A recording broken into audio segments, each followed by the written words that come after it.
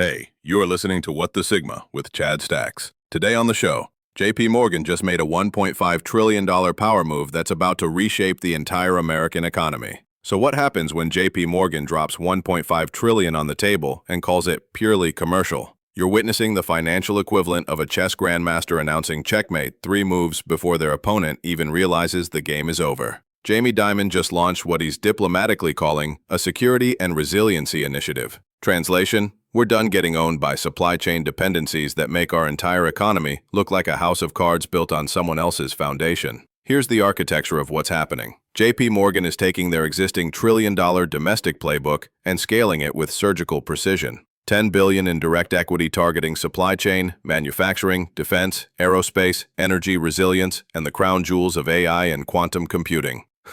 It's like Y Combinator, except instead of funding the 100th food delivery app, they're backing companies that ensure your next iPhone doesn't require minerals controlled by people who may not return your calls during a situation. Dimon's messaging here is pure genius. He's wrapping hardcore geopolitical strategy in the language of shareholder capitalism. This is not philanthropy, he emphasizes, because the moment you admit national security motives, every fiduciary duty lawyer in Manhattan starts asking uncomfortable questions about returns. More after our break.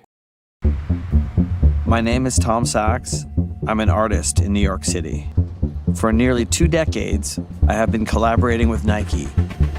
Nike running is for runners, Nike basketball is for basketball. Nike craft is for everyone else.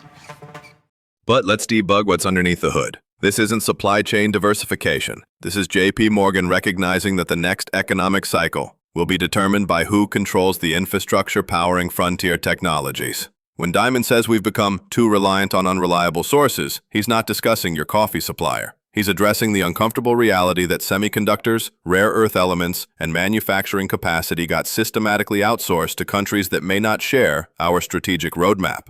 The timing is no coincidence. This launches as trade tensions escalate and export controls tighten around critical materials. JP Morgan is making $1.5 trillion bet that economic nationalism isn't political theater, but a structural shift defining markets for the next generation.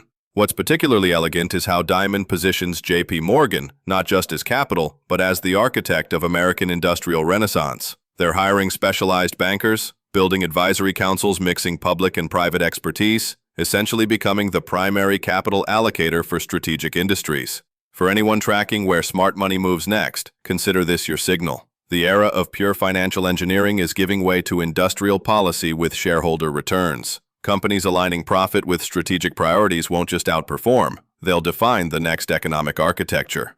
This has been another fire episode at What the Sigma. Smash that follow button and tap 5 stars to spread the butter. Fortune favors the bold, baby.